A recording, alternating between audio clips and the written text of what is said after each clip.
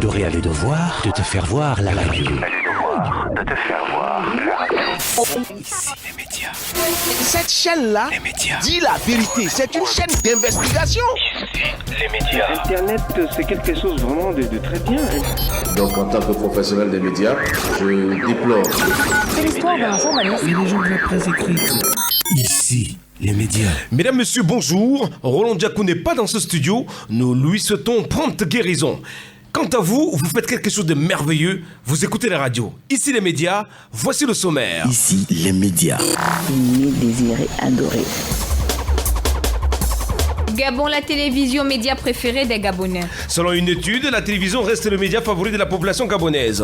Elle consomme plus de 4 heures de programme par jour. De Douala au Cameroun, nous aurons les éclaircissements de Philomène Ducy. Bonjour Philomène. Bonjour Aimé Désiré. Congo-Kinshasa, le groupe audiovisuel Euronews accusé de plagiat. Un groupe basé en République démocratique du Congo conteste la marque utilisée par le groupe audiovisuel européen Euronews pour sa filiale africaine Africa News. Élément d'analyse dans cette édition. Il fallait en parler.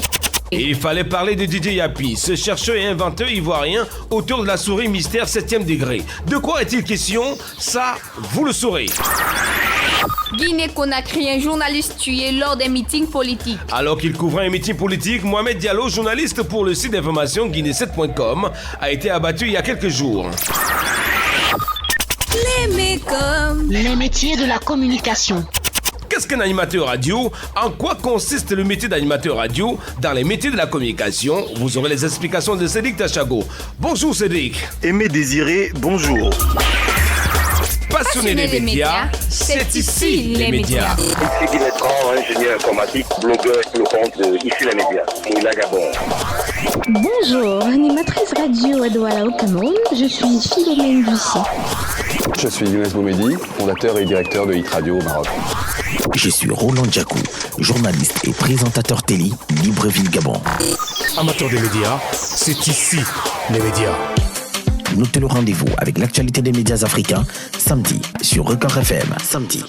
Gabon, la télévision média préférée des Gabonais. D'après une étude de l'Institut français des statistiques, les Gabonais passeraient environ un peu plus de 4 heures devant la télévision. Philomène Ducy. Ici les médias. Bienvenue dans cette édition sur France 24. Cet indicatif sonore ne passerait pas inaperçu au Gabon, puisqu'il appartient à France 24, la chaîne de télévision internationale qui serait la plus regardée dans ce pays de l'Afrique francophone, selon l'étude réalisée par TNS Soufre. Au Gabon, en effet, plus de 9 personnes sur 10 connaissent France 24 et près d'un habitant sur 3 la regarde au quotidien. Et il ne s'agit pas là d'une preuve d'affection particulière pour France 24 uniquement, mais pour la télévision en général. Vous l'avez dit, Aimé Désiré, les Gabonais passent précisément 4h48 devant l'écran de télévision chaque jour, selon l'Institut de sondage français. D'ailleurs, 93% des personnes âgées de 15 ans et plus sont exposées au quotidien à ce média. D'après l'article publié par Africa News, la durée d'écoute par téléspectateur est sensiblement plus élevée au Gabon et au Cameroun par rapport aux 5 autres pays de la région de l'Afrique subsaharienne où l'étude a été conduite, à savoir le Burkina Faso, la Côte d'Ivoire, la République démocratique du Congo et le Sénégal. Pour ce qui est du mode de réception, les Gabonais auraient opté pour la réception par satellite. Le Gabon serait d'ailleurs le leader en termes d'abonnement à une offre de télévision payante, avec 80% contre 46% sur l'ensemble du périmètre Africascope. Mis à part France 24, les Gabonais regardent les chaînes nationales que sont Gabon Télévision, TV+, et RTN. Ici les médias. Ici les médias. Philomène, il faut ajouter que concernant la radio, au Gabon, 71% de personnes âgées de 15 ans et plus l'écoutent quotidiennement pour une durée d'environ 2 heures. C'est l'occasion d'écouter la radio à fond, ce samedi étant la journée mondiale de la radio. Congo-Kinshasa, le groupe audiovisuel Euronews, accusé de plagiat. Un groupe basé en République démocratique du Congo conteste la marque utilisée par le groupe audiovisuel européen pour sa filiale africaine Africa News. Achille Kadima Moulamba, directeur général du média congolais Africa News, ne décolère pas depuis qu'il a constaté que le groupe Euronews utilisait pour sa filiale africaine une marque portant un nom identique à celui de son groupe. Avec l'appui de l'Union nationale de la presse congolaise et de ses avocats, le directeur général du média congolais Africa News a adressé un mémo au Conseil supérieur de l'audiovisuel pour demander l'arrêt de l'utilisation frauduleuse de cette dénomination, au motif que deux labels identiques ne peuvent pas coexister dans un même secteur. À titre de rappel, Africa News Congo existe depuis 2005 et revendiquait l'année dernière 8 millions d'internautes. La demande d'Achille Kadima Moulamba a été également transmise aux autorités congolaises. Ici, les médias. Ici, les médias. En ligne du Cameroun, nous avons l'analyste Cédric Tachago. Cédric, qu'est-ce qui peut expliquer qu'une grosse chaîne comme Euronews se contente de plagier un nom local? Voilà une situation, Aimé Désiré, qui illustre clairement un thème qu'on a abordé, rappelez-vous, lors de la première édition de ce programme Ici les médias, celui de l'envahissement du paysage médiatique africain par ces médias de l'Hexagone, ces mammouths qui viennent en quelque sorte bouffer les médias locaux, on peut dire ainsi. Comment expliquer donc cette similitude au niveau de la dénomination des médias, alors que Euronews, on croit bien, a pris le temps pour s'implanter en Afrique et a de ce fait pris ses quartiers en RD Congo où se trouvait déjà à Africa News. Les autorités de cette nouvelle chaîne panafricaine qu'on n'entend pas beaucoup sur cette affaire, du moins pour l'instant, vous parleront certainement d'un hasard. Voilà. Est-ce que cette thèse est facilement compréhensible au regard de la préparation et certainement de la connaissance du terrain qui a été faite en amont? Je ne pense pas trop. On peut donc voir ici la possibilité d'une provocation où Euronews lance comme cela une pique aux médias de la RDC et au groupe de presse Africa News plus précisément. Question de leur dire, les gars, on arrive sur le terrain, mais alors en grande pompe, donc il faudra se méfier. Donc voilà en quelque sorte ce que la compréhension qu'on pourrait faire de ce problème-là. Cédric, quand on sait que les autorités en charge de la régulation de l'audiovisuel ont donné l'aval à Euronews de fonctionner sous le label Africa News au Congo et en Afrique, y a-t-il pas là une volonté d'écraser les médias africains? Voilà donc, Aimé Désiré, une question essentielle dans cette affaire. Et rappelez-vous que la véritable guerre de nos jours se pratique ainsi sur le terrain de l'info. On le sait tous, quand une chaîne de cette envergure s'installe, c'est pour recruter des téléspectateurs et avoir aussi d'importantes parts de marché, etc. etc. Donc ce qui est sûr, la concurrence sera rude sur le terrain. Mais en amont de l'affaire, on comprend mal l'attitude de l'autorité congolaise qui a quasiment donné son aval en validant le label Africa News, la loi étant plutôt claire. Deux entreprises du même nom ne pouvant pas cohabiter dans un même secteur. Donc, Aimé Désiré, complicité ou légèreté du législateur congolais? La question reste posée.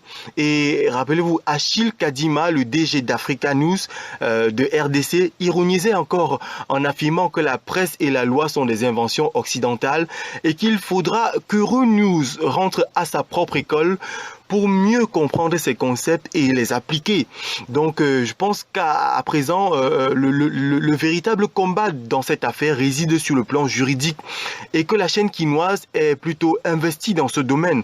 Nous ne souhaitons plus qu'une issue heureuse du genre Euronews trouve une nouvelle dénomination à sa filiale et qu'on évolue prochainement sur des bases plus claires et que les médias africains, à l'exemple d'Africa News, fassent désormais entendre leur voix et n'acceptent plus d'être piétinés ainsi, dont on peut dire Aimé Désiré comme nos amis anglo-saxons. Josué Ansi. Merci Cédric. C'était notre correspondant Cédric Tachago au Cameroun. Il y a des tonnes d'informations nécessaires dont les médias ne font pas suffisamment écho. Il fallait en parler. Il fallait parler de Didier Yapi. Les médias. Ici, les médias. Il fallait en parler. Il fallait en parler. Il fallait parler de Didier Yapi, ce chercheur et inventeur ivoirien, auteur de la souris 7 degrés. De quoi est-il question?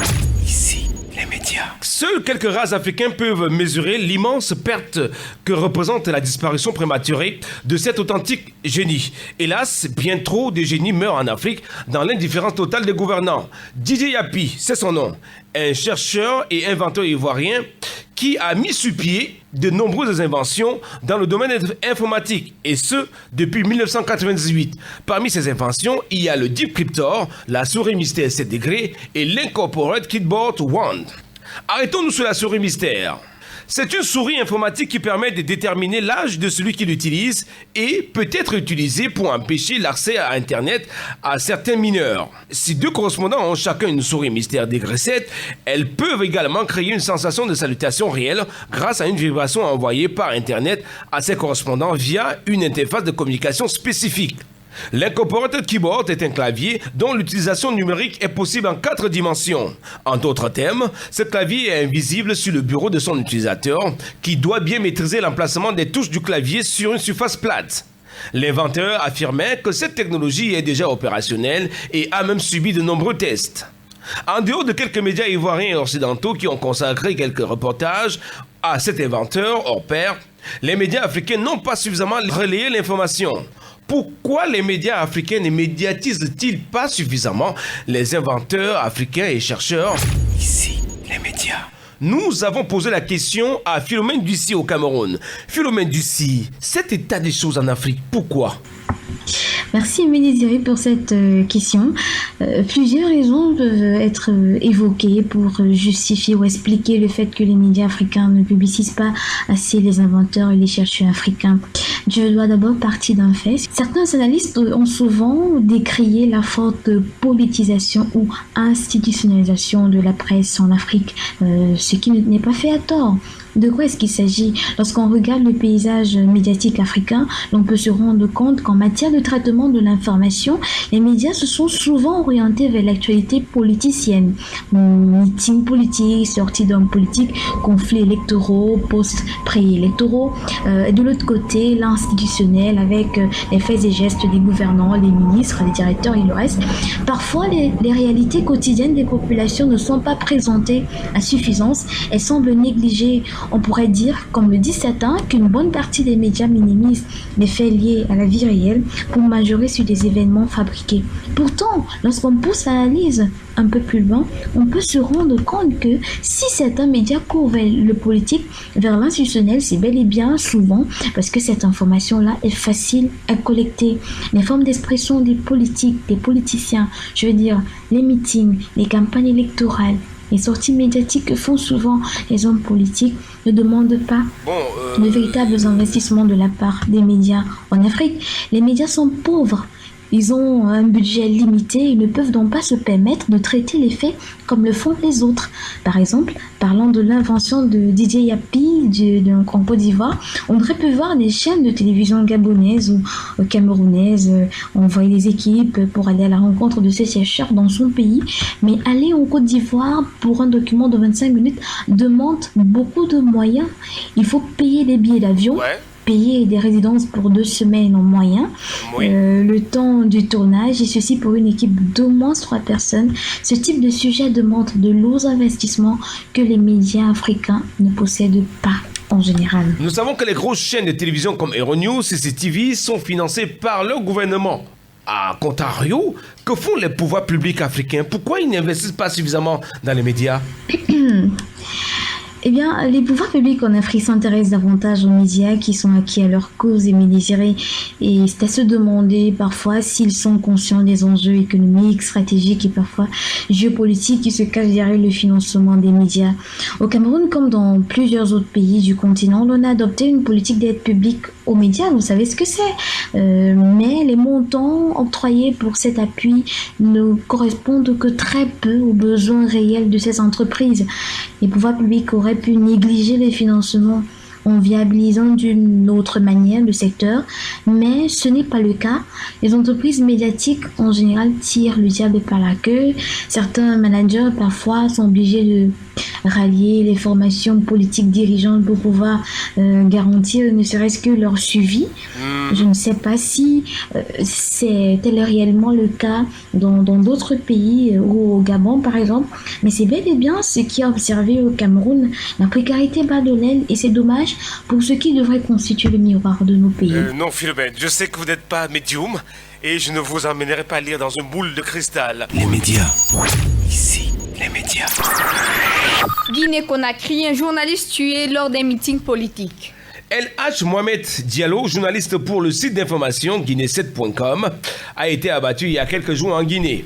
Le journaliste couvrait alors l'Assemblée générale du principal parti d'opposition guinéen, l'Union des forces démocratiques de Guinée, lorsqu'une balle l'a atteint. Le journaliste a succombé à ses blessures peu de temps après avoir été admis à l'hôpital.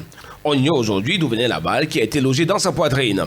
Les tirs ont été provoqués par une échauffourée entre les partisans de Cellou Dalein Diallo et les supporters de Baori. Celui-ci tentait de se rendre à la réunion malgré sa récente exclusion du parti politique.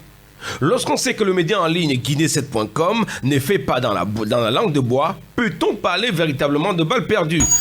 Ici, les médias. Nous avons Philomène Ducé en ligne, avec elle on va essayer de comprendre cet état de choses en Guinée-Conakry. Philomène Ducé, lorsqu'on sait qu'un média en ligne comme Guinée7.com ne fait pas dans la langue de bois, peut-on parler véritablement d'une balle perdue ? Je tiens d'abord à dire qu'il est véritablement désolant de vivre de tels événements, Aimé Désiré. L'on ne peut, en tant que journaliste ou sympathisant des médias, qu'être profondément touché par le décès d'El-Hadj Mohamed Diallo, tout jeune, juste 33 ans. C'est dommage qu'il parte ainsi, au milieu d'une bataille à laquelle il assistait, ma foi, dans le but d'éclairer l'opinion. Maintenant, vous me demandez si l'on peut parler de balles perdues. Eh bien, peut-être oui, peut-être non. En ayant foi en la justice guinéenne, ce ne sont que les résultats de l'enquête ouverte qui pourraient déterminer la véritable origine de cette balle. On verra si oui ou non il y a eu une volonté délibérée de provoquer la mort de ce journaliste. Vous restez avec nous. Un journaliste qui meurt pendant un meeting de l'opposition peut discréditer tout de même les opposants à Alpha Condé, président de la République actuelle. Et surtout, il faut que je vous rappelle qu'on aura les élections cette année 2016. Ne peut-on pas voir là une volonté de musellement de l'opposition et même des médias en Guinée-Conakry ? Une fois de plus, vous m'emmenez lire dans une boule de cristal et me désirer. Mais bien évidemment, ces événements soulèvent de nombreuses questions, dont celle que vous me posez. Vous l'avez précisé en ouvrant le sujet, je crois. Vous l'avez dit, El-Hadj Mohamed Diallo a trouvé la mort à la suite des échauffourées entre les deux fractions de l'Union des forces démocratiques de Guinée qui s'opposaient ce jour-là, ce vendredi. Ouais. Le conflit en lui-même est discréditant. Encore, si l'on en vient à prendre des armes et de là à tuer un homme qui puisse être un journaliste, il y a vraiment de quoi réfléchir. N'oublions pas que dans la bataille pour le pouvoir, les hommes politiques se prêtent parfois à de nombreux jeux. Ça, c'est clair. Votre question sous-entend, Aimé Désiré, que le président Alpha Condé ou ses militants auraient peut-être quelque chose à voir dans cette affaire. C'est une hypothèse qui n'est pas à exclure. À voir la suite qui a été donnée à l'affaire ces derniers jours.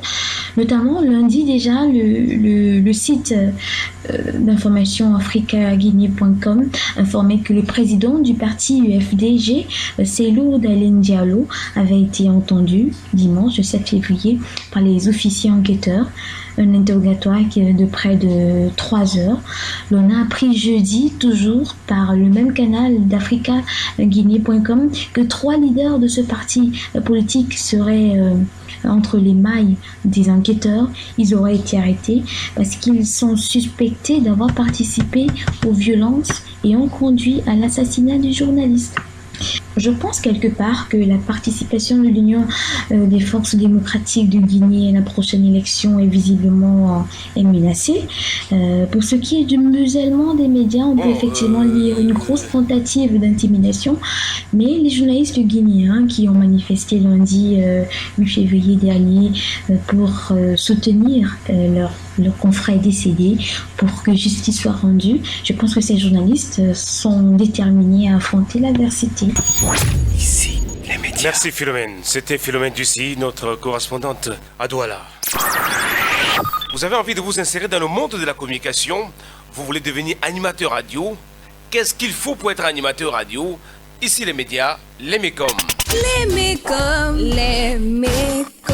Les métiers de la communication. Qu'est-ce qu'un animateur radio? En quoi consiste le métier d'animateur radio? Voici les explications de Cédric Tachago. Il est à Douala, c'est au Cameroun. Que serait la radio sans la présence d'un animateur? Difficile à imaginer quand on sait que ce dernier est généralement considéré comme le maillon qui crée un lien affectif entre les auditeurs et la radio.